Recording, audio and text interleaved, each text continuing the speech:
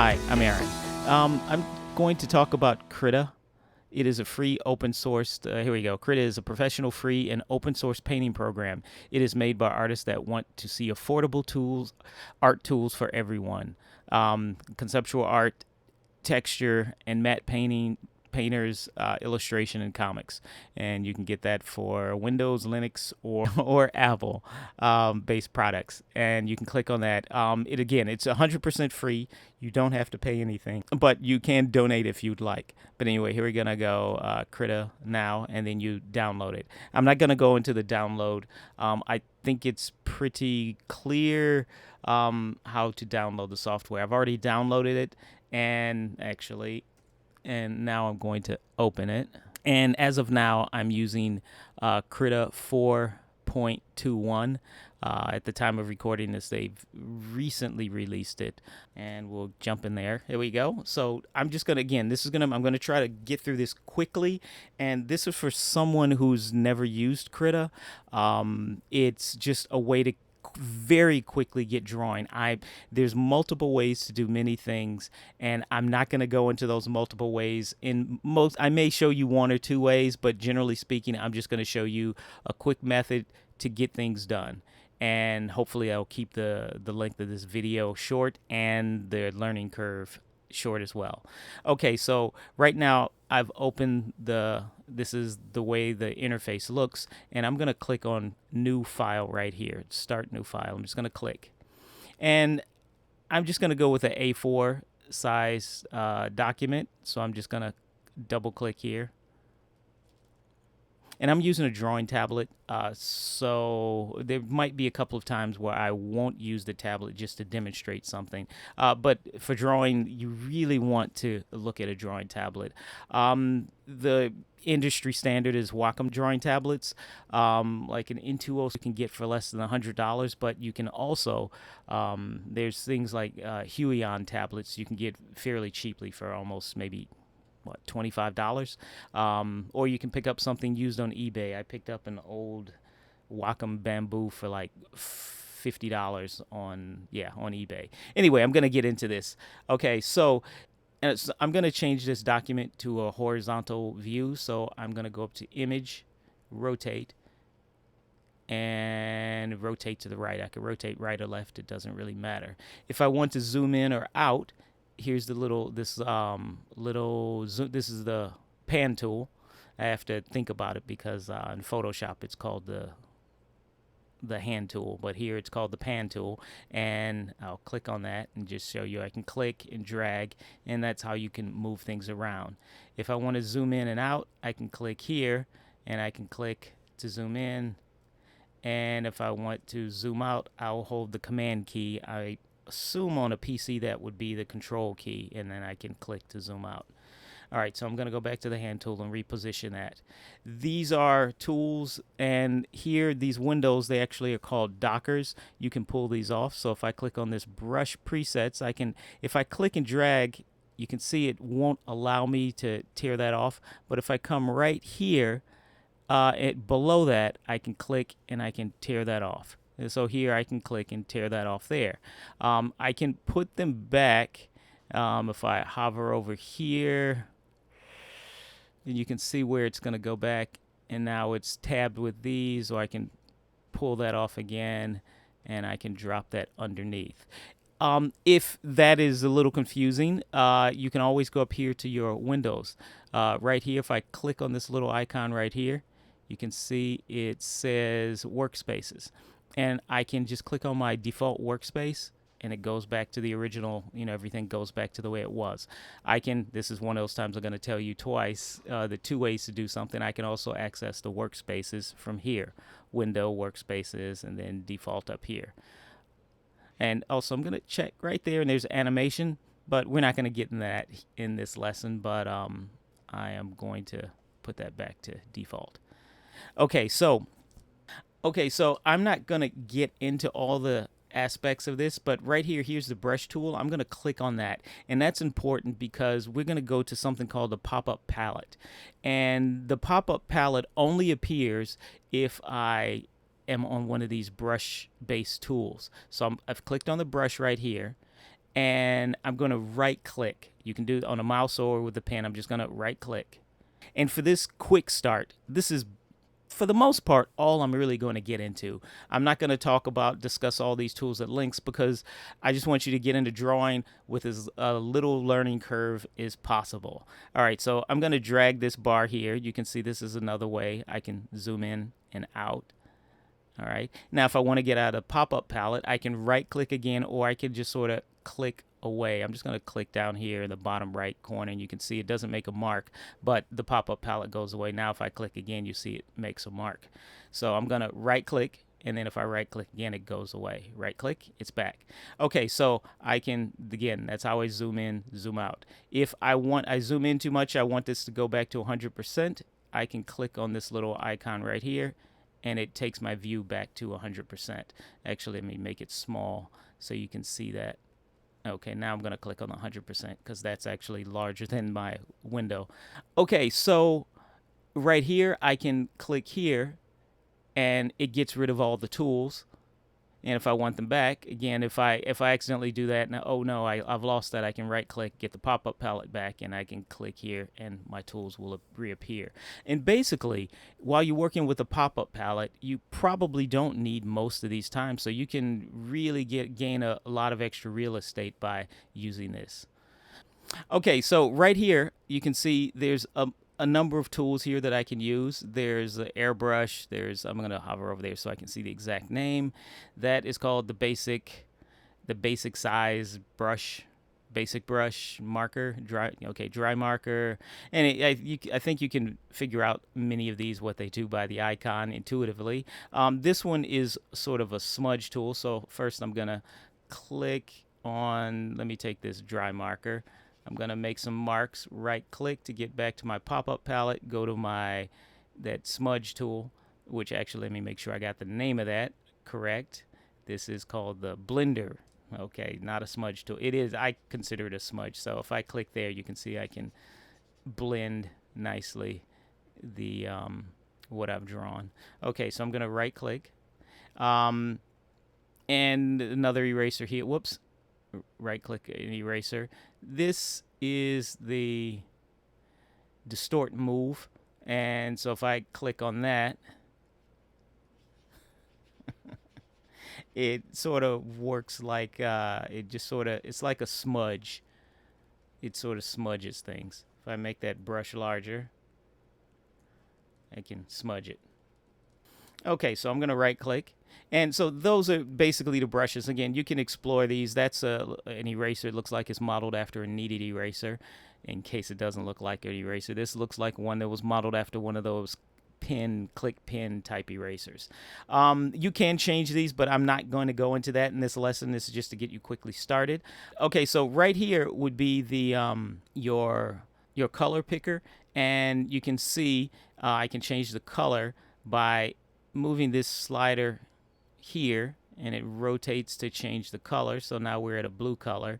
You'll notice it changes here at the advanced color selector right here. It's matching that. But anyway, this is how I change the color or hue. Okay, so this is actually called hue. Okay, so if I want to change the size of my brush, you can see I can use this part of the interface right here. I can slide that up and move over. You can see it's gotten quite big. But the problem that I have with this is when I use this, I can't see the size of the brush when I'm using it, but I can slide it and, and reduce the size. I can also change the opacity, as well. But what I prefer to do is to use my brush, but I prefer to use key commands. So if I use the left and right bracket keys, I can increase the size or decrease the size. So like next to the letter P as in potato, you can see on your keyboard, right bracket, it gets larger, and left bracket, it gets smaller. Oops, left bracket, there we go. Okay. And so it's quite useful. I'm going to right click. And what else do we have here? Okay, so again, you can change the color. So now I'm going to go to a red. And you can see, I said it's a red, but it's sort of a muddy red. So I'm going to right click, but then I just have to move this over to, I can darken it, I can lighten it. And if I take it all the way up, it goes to white or black. So if you ever need to get to white or black, you just drag it all the way to the corner, and it doesn't matter what the color, because black or white is independent of color. So we'll just, there we go. So I'm going to right click, move that there, and drag that, change that hue to red, and I have a nice red pen. And I want to reduce the size of that. I'm just going to hold the left bracket key, and now we have a nice brush. Now if I want to get rid of this, all I have to do is hit the delete key, and it all goes away. I don't have to, unlike Photoshop, I don't have to select all, delete, deselect. Here I just hit the delete key and it's all gone. Nice. All right, so I'm going to right click. Well, I'm going to delete those again. I'm going to right click, and I'm back here, and if you'll notice on the outer ring of my color picker, you'll see these are the colors that I've used, the most recent colors that I've used. So I can always get back to that. I want to go back to my red. It's right there. So if there's a color that I'm using a lot, I can always get back, and it's super duper easy. All right, so now I'm going to show you something else. I'm going to use, if you notice this little dot right here on the outer ring of my pop-up palette, this is to rotate my canvas. And if you're not a person that draws, you might look at that and go, oh, what's the point of that? But there is a good usefulness for it. If you draw, you already know intuitively what it's used for. So say if I'm drawing, I'm gonna delete to get rid of all those. Say if I'm drawing and I'm making these hash marks, okay, and then I get to a point where I need to go straight across, and it's a really awkward position, and it's kind of difficult to control the pen. I'm going to right click. I can rotate my canvas. It's just like turning that piece of paper, and I'm just going to click away to get back. Now I can make those same lines a lot easier because of the angle of my workspace. It just becomes a lot easier to control those. And if I want to get back, I'll just right click, and I can click right on that point right there to get back.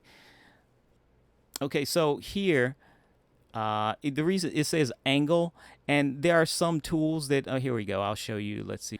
Okay, so if I want to change the angle of this brush, you can see if I draw, it's at an angle right here. Now I decide I want to change the angle. I can change the angle of that brush. Hang on, there we go. So you can see it's changing the angle. So now it's at this angle, it looks very thin. Okay, so I'm going to right click. Right here, the brush controls, I prefer to leave it off because a lot of these things I have the pressure sensitivity with the pen, and you can control the opacity and the size of your brush up here as well. Or you can use the key controls, but I can turn that off right here. So if it's not there, just click right there. And tags, I'm not going to go into, but the tags relate to putting tags on these, and you can change what's here. But again, for this quick start, we'll just stick with the simple tools that are here. I'm just going to give you a quick demonstration on drawing. So first, I'm going to delete everything. Right click, and I'm just going to maybe paint a tree. I like this brush here. Okay, so I'm going to start out here with this brush here, and I'm just going to make a little line. And this is going to be I'm going to make a little tree. This is sort of my little underpaint, my little sketch to get things started. Okay, it's starting to look a little bit like a Christmas tree. So let's add another tree in here. Maybe it'll look more like a forest as opposed to just a Christmas tree. All right, so I'm going to right click, go to green, and actually I'm going to turn that off so I can see more what's going on. I'm going to go back, and I'm just going to add some colors. Increase the size of that so I can just add in more color quickly. That's good enough. Need some sky, right click, add some blue. What's a good blue sky? Okay, now a little light. All right, so you see, rather than go back to the color picker and readjust that, I I I lightly painted over that, and I like that color here. So I want to sample that. So I can just come over here to my eyedropper, click on that, sample it, and then go back to my brush. And now I have that light color, although it's a little too light. Eyedropper, sample, brush, and there we go. We're back at it. And I'm just going to color in this sky. Again, this is just, I'm not trying to teach you how to paint here. I'm just trying to show you how to use these tools very quickly just to get you going. All right, there's my sky. I'm going to right click. I'm going to hit that blend tool. You can see I'm going to hold my right bracket key, increase the size of this, just kind of fill all this stuff in, smudge it all together. And if your computer isn't keeping up, you just might have to draw a little slower. It just depends on the speed of your computer when you're drawing these things. So far, I'm lucky enough. It seems like it's keeping up. So now I want to sample that. There's a bit of white here. I'm just going to sample that white. And I can see the colors that I've chosen. They're over here too as well. So I can see what I've sampled. All right, go back to my brush. Enlarge the size of that. Add some quickie clouds. Dab in the. Okay, now I'm gonna go back to my blend tool, enlarge that guy. Okay, and I'm kind of leaving this rough just because I like it to have a little bit of a rough texture. Right click, go back to my, actually I'm just going to sample this. Well, actually I want to get a different green. I was going to sample this green. As you can see, it's filling out this area here with my most recent colors. So there we go. Now I'm just going to start filling in. Whoops, I'm on my smudge tool. So I am going to go back, I mean my blend tool, I'm on the blend tool, not the smudge. So I'm going to go back to my regular brush here. Increase the size of that. Increase the size a little more. Actually, and I'm thinking about my light coming across. It's going to be darker on the right side, but I need to speckle in some darkness into the other bits and parts of this tree. Okay. Another way that I can increase the size of the brush is by holding a shift key, and I can drag right and left, and that'll increase the size, It's a lot. That's actually even quicker than going to the bracket keys. I need to have some mix in some other color. It's looking a little flat here. So I've dabbed this over here, so I'm just going to go back to my eyedropper. Hang on, eyedropper. Sample one of these colors that's sort of mixed in there and add that to it. There we go. All right. And this video is getting a lot longer than I anticipated. But again, I need to stop. But the point was to give you a quick overview of what you can do. I'm going to maybe do some brown here. Right click. And so you can see what you can do very quickly, how you can get into this software very quickly without a lot of learning here. Although I think we need a little squirrel or something. A little debris on the ground. I'm just going to sample that cloud. Go back to my brush. This is going to be really bad looking, but we're going to put a little cute little bunny. Little bunny. Isn't he so cute? All right. Okay. And if you hold the command key, you can get the eyedropper, because I'm wasting time getting that. There we go. Oh, we need the little bunny nose. Eyedropper. Oh, and most importantly, we need a shadow under the little bunny. All right, now the little bunny's starting to look like a little dog here. And I'm just sampling. I'm just holding the command key to sample colors that are already there. Yeah, I'm not sure what kind of animal. We'll just call this thing an animal and not call it a bunny. How's that? There we go. There we go. Okay, so you get the point. But there's one last thing I do want to show you is this thing right here. If you like, one of the things that you can draw, and this was something I read in a book, it was by Leonardo da Vinci, and it was something that I used to do when I would paint, is hold a mirror up and look in the mirror to take a look at my paintings. So if I click that, it flops my canvas. So I get a look at it from a different perspective, because sometimes when you're drawing, you think it looks good, but then when you flip it, you go, oh my gosh, that's really not working. Like I can see right now, it's drawing my eye to this big blotch of green here. I need to do something here to break that up a little bit, you know. So it's just that sort of a quick is what that's for. And then I'll right click and I'll flop it right back. But it's not actually changing the drawing. It's just flopping it so I can get a quick view of it. See, now when I flopped it back, I can see I got this weird brown going on in my clouds here, and now I can fix that. There we go. And hit some highlights of my clouds. It just gives you a new perspective on what you're drawing, which is always nice.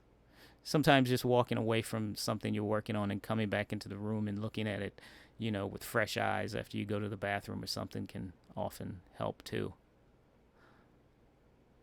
All right, and that is my quick little demonstration of how to quickly get working in Krita. There's a whole lot more that this program can do, a lot more brushes and things that you won't see in this quick menu, but I'm not covering that here. This is just to get you started, but feel free to explore and find all the different many things here that you can do. And that's it.